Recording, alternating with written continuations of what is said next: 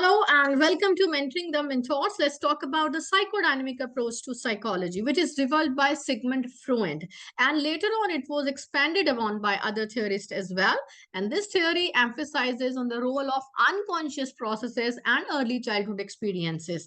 किस तरीके से हमारा अनकॉन्शियस जो प्रोसेसेस हैं हमारे माइंड के और हमारे अर्ली चाइल्डहुड के एक्सपीरियंसेस हैं वो हमारी पर्सनालिटी हमारे बिहेवियर को किस तरीके से शेप करते हैं और ये जो अप्रोच है this approach views the personality as a result of interplay between three components और वो तीन कंपोनेंट्स कौन से हैं id ego and super ego. सबसे पहले डिस्कस करेंगे इद। इद क्या है? जो हमारे अंदर एक नेचुरल डिजायर्स होती हैं कि हमारी बेसिक नीड्स के लिए it can be hunger thirst और मे बी सेक्सुअल इंपल्सेस।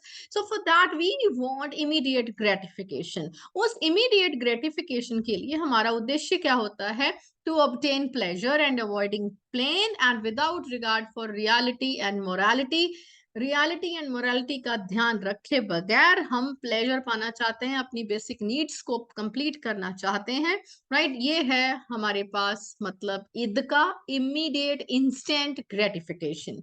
उसके बाद आता है second component ego. The ego develops as a result of the need to deal with the realities of the external world. External world की जो realities हैं उनके साथ में डील करना, right? And it operates on the reality principle and mediates between it and the demands of the external environment. एक हमारी basic जरूरतें हैं, एक डिमांड है एक्सटर्नल एनवायरनमेंट की, तो उसके बीच में जो मीडिएट करता है वो है ego. And the ego's function is to find realistic and socially acceptable ways to satisfy the id's desire. जो हमारे अंदर डिजायर्स होती हैं बेसिक नीड के लिए, जो हमने पहले ईद के बारे में डिस्कस करते हुए सीखा पढ़ा, तो उनको कंप्लीट करने के लिए उस ग्रेटिफिकेशन के लिए ऐसी वेज ऐसे तरीके जो कि सोशली एक्सेप्टेबल हों। And it uses secondary processes such as reasoning, problem solving to make the decisions and negotiate between its impulses and the external world. id में क्या होता है कि हमारे अंदर जो हमारे अंदर डिजायर आई है हम उसका इंस्टेंट ग्रेटिफिकेशन चाहते हैं, ना रियलिटी का ना मोरालिटी का ध्यान रखा जाता है। पर जब बात आती है ईगो की तो उसमें हम क्या करते हैं, ये हमारी बेसिक नीड्स हैं और आउटसाइड जो हमारा एक्सटर्नल वर्ल्ड है उसकी क्या रिक्वायरमेंट्स हैं, तो उसके अकॉर्डिंगली एक वाया मीडिया क्रिएट होता है। हम अपनी रीजनिंग पावर अपनी प्रॉब्लम सॉल्विंग स्किल्स को यूज करते हुए ऐसे वेज और मीन्स निकालते हैं, डिसीजंस करते हैं, नेगोशिएट करते हैं अपनी इनकी इंपल्सेस के लिए, right? And the external world. अब थर्ड जो कंपोनेंट है वो है super ego. Super ego develops through the internalisation of societal and parental values, rules and expectations. It represents a moral conscience and strives for perfection and moral ideas. The superego incorporates societal standards, moral principles, and it evaluates the ego's actions based on moral judgments. It can reward or punish the ego with the feeling of guilt or pride depending on whether the ego's action align with its standards. सबसे पहले ईद में क्या हमारी basic needs के लिए हम instant gratification चाहते हैं, उस समय हम मोरालिटी का ध्यान नहीं रखते, रियलिटी का ध्यान नहीं रखते। अगर हम एक वाया मीडिया क्रिएट करना चाहें अपनी इंस्टेंट ग्रेटिफिकेशन के लिए और एनवायरनमेंट की जो नीड्स हैं उसके बीच में कुछ कॉम्प्रोमाइज करते हैं, वो हमारे पास ईगो आ जाता है। और जब बात करते हैं सुपर ईगो की, तो सुपर ईगो में क्या होता है, हम जिस तरीके से एक्शन लेते हैं, जो वाया मीडिया में ईगो वाले पार्ट में जो एक्शन लिया जाता है वो एक्शन कैसा है, उस एक्शन को लेने के बाद में हमारे अंदर रिवॉर्ड या पनिश की फीलिंग आती है, गिल्ट या प्राइड की फीलिंग आती है, क्या आता है? That is the third component called super ego. तो उसके बाद हम बात करेंगे साइकोडायनेमिक अप्रोच के सेवरल की कॉन्सेप्ट्स की। सबसे पहले बात है defence mechanism.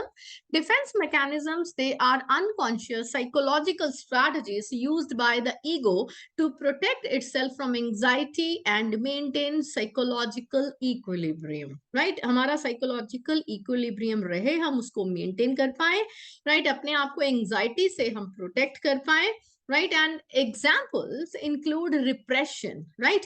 Pushing, threatening and unacceptable thought out of awareness, right? इसके हम डिटेल आगे भी पढ़ेंगे। Projection, attributing one's own unacceptable impulses to others, right? सबसे पहले हमने इसके में क्या बात किया? सबसे पहले हमने बात किया repression. Repression is pushing, threatening और unacceptable thoughts out of awareness, right, उनको पुश कर दिया अनएक्सेप्टेबल थॉट्स को आउट ऑफ अवेयरनेस कि हम अवेयर हैं। प्रोजेक्शन होता है attributing one's own unacceptable impulses to others, दूसरों के ऊपर हमने डाल दिया। And next is denial, is refusing to acknowledge the reality of a distressing situation, उसको रिफ्यूज करना, इसको एक्नॉलेज नहीं करना। नेक्स्ट, ये हमने अभी डिस्कस किया था डिफेंस मैकेनिज्म, इसकी हम डिटेल आगे और डिस्कस करेंगे। Next is psychosexual stages. Freud proposed that personality development occurs through a series of psychosexual stages. These stages represent different erogenous zones and the corresponding developmental tasks. So they include the oral stage, anal stage, phallic stage, latency stage, and genital stage, right? So unresolved conflicts or fixations during these stages can influence personality development and behavior in adulthood. सबसे पहले अगर हम discuss करेंगे इसमें unconscious processes. The psychodynamic approach highlights the significance of unconscious process in shaping behavior. Freud believed that unconscious thoughts, desires, memories, they have a powerful influence on the conscious thoughts and behavior. हमारे conscious thoughts और behaviour के ऊपर हमारे unconscious जो thoughts हैं, desires हैं, memories हैं, उनका बहुत पावरफुल इन्फ्लुएंस होता है. Psycho analysis, a therapeutic technique associated with the psychodynamic approach, aims to bring unconscious material into the conscious awareness through techniques such as free association, dream analysis, and interpretation. Critics जो हैं psychodynamic approach के, वो argue करते हैं that it relies heavily on subjective interpretations and lacks empirical evidence, right? However, it emphasizes on the unconscious mind, early experiences, interplay between the three components that we have studied, id, ego, and superego of the personality, has contributed to the development of psychological theories and therapeutic approaches. So the psychodynamic approach continues to be influential in understanding personality development and providing insights into the complexities of human behavior. According to this approach, there are the three levels of consciousness, right? The conscious, the pre-conscious, and unconscious. So these levels, they represent different aspects of mental activity and awareness. So we shall discuss all the three types. First of all, the conscious level of consciousness, it represents thoughts, feelings, perceptions that are currently within our awareness, right? ऐसे thoughts, ऐसी feeling, ऐसी perceptions जो कि हमारी awareness का part है. Currently, we are aware of that. It includes the thoughts we are actively thinking, the sensations we are currently experiencing, जो हम अभी currently experience कर रहे हैं sensation, हमारी active thinking, हमारी emotions that we are aware of in the present moment. For example, as you read this response, your conscious mind is processing the words and understanding their meaning. जो अभी मैं पढ़ रही हूँ, मैं read कर रही हूँ, आप सुन रहे हैं, साथ साथ में उसका processing हो रहा है. That is our conscious level of our consciousness, right? अगर हम बात करते हैं pre-conscious, the pre-conscious level lies just below the surface of consciousness, or it contains thoughts, memories, information that are not currently in our immediate awareness. अभी हमारे immediate awareness में वो thoughts, वो memory, वो information अभी नहीं है, but can be readily accessed when needed. जब जरूरत हो उसको access किया जा सकता है. It acts at a kind of mental storage. जैसे स्टोर रूम में हम कुछ सामान रखते हैं, जब हमें चाहिए हम उसको निकाल लगते हैं, वो वहां पर पड़ा है. बिल्कुल ठीक इसी तरीके से हमारे माइंड में ऐसे इंफॉर्मेशन, ऐसे थॉट्स, वो ऑलरेडी एग्जिस्ट कर रहे हैं, करंटली नहीं है, बट उनको अगर रिट्रीव करना चाहें, उनको एक्सेस करना चाहें, we can easily access it. It acts as a kind of mental storage that holds information that is not actively being thought about, but can be brought into consciousness with a relative ease. For example, you may not be thinking about what you had for your breakfast in the morning, but if you ask, you can readily recall कि मैंने breakfast में ये किया था, dinner में मैंने ये किया था. So bring information to the conscious awareness from the pre-conscious level. So ये हमारा हो गया conscious level और ये हो गया pre-conscious level. Now let's talk about the third one, that is unconscious level of consciousness. It presents a vast reservoir of thoughts, desires, memories, and impulses that are not readily accessible to the conscious awareness. इतनी जल्दी हम उसको access नहीं कर सकते हैं. It contains material that has been repressed, forgotten, and is too threatening or anxiety provoking to enter the consciousness. The unconscious is believed to influence our thoughts. ये हमारे thoughts को, emotions को, behavior को influence करता है, even though we may not be consciously aware of it. हम उसके बारे में अवेयर नहीं है, हम भूल चुके हैं, बट कहीं ना कहीं वो हमारे इस कॉन्शियस लेवल को, हमारे थॉट्स को, हमारे विचारों को, हमारे डिसीजन को जरूर अफेक्ट करता है. According to psychodynamic theory, the unconscious plays a significant role in shaping the personality and behavior. Techniques such as dream analysis, free association aim to bring unconscious material into conscious awareness, right? So it is important to note that the concept of unconscious is a central component of the psychodynamic approach, but may be understood differently in another psychological perspectives. While the conscious and pre-conscious levels are generally accepted across the various psychological theories, the unconscious level and its specific processes and contents may vary depending on the theoretical framework being considered. So हमने तीन जो levels of हमारे consciousness है उनकी बात की. We talked about conscious, pre conscious and unconscious, और इसमें हमने बात किया कि अनकॉन्शियस जो है वो हमारे कॉन्शियस स्टेट को कैसे अफेक्ट करता है, राइट? चाहे हम उसे भूल चुके हैं, बट स्टिल हमारे थॉट्स को, विचारों को, हमारे डिसीजन को ये बहुत अफेक्ट करता है, राइट?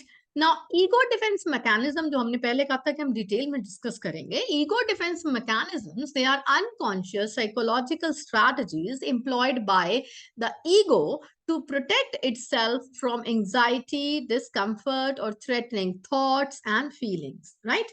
तो हम बात कर रहे हैं ego defense mechanisms की, right? Are unconscious psychological strategies. ये क्या है? Unconscious psychological strategies हैं employed by the ego to protect itself from, किससे बचाना है? Anxiety, discomfort and threatening thoughts and feelings से बचाने के लिए. These mechanisms operate at unconscious level and help to maintain psychological equilibrium by distorting reality, reducing anxiety, preserving a person's sense of self. हम बहुत बार अपने साइकोलॉजिकल इक्विलिब्रियम को maintain करना चाहते हैं, जिस चीज के लिए हम रियलिटी को या तो डिस्टॉर्ट करते हैं थोड़ा सा अपनी एंजाइटी को रिड्यूस करने के लिए, और पर्सन के जो सेल्फ है, सेंस ऑफ सेल्फ है, उसको प्रिजर्व करने के लिए. Some of the common ego defense mechanisms identified by psychodynamic theorists. सबसे पहला हमारे पास है रिप्रेशन. रिप्रेशन की अगर हम बात करें, राइट, हमने पहले भी इसके बारे में थोड़ा सा डिस्कस किया था. Repression is the most fundamental defense mechanism. इसका मतलब क्या है? It involves pushing the threatening और the unacceptable thoughts, feelings, memories out of conscious awareness. ऐसे थॉट्स, ऐसे विचार, ऐसी फीलिंग, ऐसी मेमोरी हम उसको कॉन्शियस से दूर रखना चाहते हैं. We want to push them away. So repressed material remains in the unconscious, influencing thoughts, emotions, behavior without the individual being consciously aware of it. हम उसे अपने कॉन्शियस पार्ट में नहीं रखना चाहते और उसको पुश कर देते हैं टुवर्ड्स अनकॉन्शियस पार्ट. हम उसको भूल जाना चाहते हैं. मिटता नहीं है कुछ भी, but something is there in our unconscious mind. भूल जाना चाहते हैं हम उसको, याद नहीं करते बार बार, बट आफ्टर ऑल वो क्या करता है? हमारे थॉट्स को अफेक्ट करता है. Next is denial. डिनायल की अगर हम बात करते हैं तो denial involves refusing to acknowledge the existence of a distressing reality. हम रिफ्यूज ही करते हैं, मानना ही नहीं चाहते कि ये रियलिटी है, और a threatening situation. It is a way of blocking और distorting information that might cause anxiety. उससे हमें एंजाइटी हो सकती है. इसको अगर एक एग्जाम्पल से समझें, for example, a person diagnosed with serious illness may deny or minimize the severity of the condition as a way to cope up of his fear or distress it generates. अगर वो सोचता ही रहे उस बीमारी के बारे में कि मुझे ये पर्टिकुलर बीमारी है, लिवर है, इंटेस्टाइन है, खराब है, समथिंग कैंसर है, जो भी है, अगर उसको बार बार सोचेंगे तो उसका इफेक्ट बहुत ज्यादा होता है। अगर हम उसको डिनाई करना चाहते हैं कि हम इसको नहीं, कुछ नहीं है, ठीक है, बस हो जाएंगे, तो हम शायद उस सिवेरिटी जो इम्पैक्ट सोच का आता है उसको हम दूर करना चाहते हैं, मिनिमाइज करना चाहते हैं, as a way to cope up with the fear and distress. अगर बार बार सोचेंगे तो फियर आएगा, डिस्ट्रेस होगा जो उससे जनरेट होगा। अगला हमारा है पॉइंट प्रोजेक्शन। प्रोजेक्शन क्या होता है कि projection involves attributing one's own unacceptable impulses, thoughts, or characteristics onto others. It involves projecting one's own unwanted feelings, desires, fears onto someone else, thereby avoiding ownership of the feeling. हम उन feelings की ownership नहीं लेना चाहते. For example, a person who feels a strong attraction to someone else may project their feeling onto other person and believe that other person is attracted to them instead. हम अपने जो विचार है, अपने जो सोच है, हम दूसरे के ऊपर डालते हैं कि शायद वो ऐसा सोच रहा है, नॉट मी। वो क्या है? प्रोजेक्शन। कि अपने इम्पल्सिस और अपने थॉट्स की रिस्पॉन्सिबिलिटी ना लेते हुए उसको दूसरे को प्रोजेक्ट करना, राइट? कि ये मेरी फीलिंग्स नहीं है, ये उस पर्सन की फीलिंग्स है। नेक्स्ट हमारे पास है displacement, right? Displacement involves redirecting or transferring emotions or impulses from their original target onto the substitute target, right? Original target को छोड़कर उसके सब्स्टिट्यूट टारगेट पर अगर हम कहते हैं that is perceived as a less threatening. It allows individuals to express their feelings in a more socially acceptable and safer way. Example इसका देखते हैं, someone who is angry with their boss may vent their anger on the family member. ये हो गया displacement, कि अब boss के ऊपर तो गुस्सा नहीं निकाल सकते, किसी फैमिली मेंबर, किसी स्पाउस के ऊपर अपना गुस्सा निकाल दिया। or maybe engage in aggressive behavior toward unrelated situation, की सिचुएशन कुछ और थी, किसी दूसरी सिचुएशन पर गुस्सा निकल गया। ये है हमारा डिस्प्लेसमेंट, राइट? उसके बाद है रैशनलाइजेशन।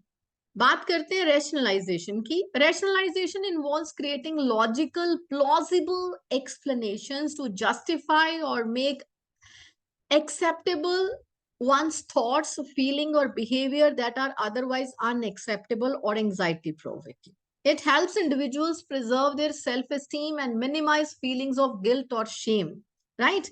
अपना जो है सेल्फ एस्टीम प्रिजर्व करना, अपनी गिल्ट और शेम की जो फीलिंग है उसको मिनिमाइज करना।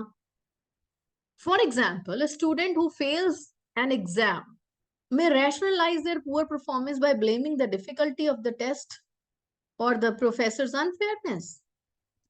मतलब हम अपने ऊपर वो ना लेकर उसको जस्टिफाई करने की कोशिश करते हैं। We start giving plausible explanations कि हो सकता है टीचर ने अच्छे से नहीं पढ़ाया, पेपर आउट ऑफ सिलेबस था, पेपर का डिफिकल्टी लेवल बहुत ज्यादा था, राइट? तो हम अपने ऊपर नहीं लेना चाहते। दैट इज रैशनलाइजेशन, कि हम उसका कुछ ना कुछ एक लॉजिक देना चाहते हैं। Next is the sublimation. If I talk about sublimation, it is a defense mechanism in which individuals channel their unacceptable impulses into energy, into socially acceptable activities or the behaviors. Channelize karna, sublimate karna. Instead of expressing their impulses in a direct or potentially harmful way, they redirect them onto more constructive or socially valued outlets, right? For instance, a person with aggressive tendencies may engage in competitive sports or become a successful entrepreneur. इसलिए हम classes में बहुत बार यही कहते हैं कि अपने students की एनर्जी को चैनलाइज करें। बहुत बार जब वो बच्चा जो शरारती होता है उसको कई बार एक पर्टिकुलर रिस्पॉन्सिबिलिटी दी जाती है कि इसमें बहुत ज्यादा एनर्जी है, ये टिक के नहीं बैठता, हमेशा मूव कर रहा है, तो क्यों ना इसको ऐसी रिस्पॉन्सिबिलिटी दी जाए कि ये मूव करते हुए कुछ अपना काम कर पाए, कुछ ये करे, उसको रिस्पॉन्सिबिलिटी दी जाए। तो बिल्कुल ठीक इसी तरीके से अगर हम उसको नेगेटिव वे में करने की बजाय उसको चैनलाइज करते हैं इन अ पॉजिटिव मैनर, तो that is called sublimation. So these are just a few examples of the numerous defense mechanisms identified in psychodynamic theory. So it's important to note that defense mechanisms can serve as adaptive strategies for managing anxiety and protecting one's psychological being. हम अपनी psychological wellbeing को protect करने के लिए, anxiety को दूर करने के लिए बहुत सारे डिफेंस मैकेनिज्म्स को यूज करते हैं, but they can also have limitations. इनकी लिमिटेशंस हो सकती हैं।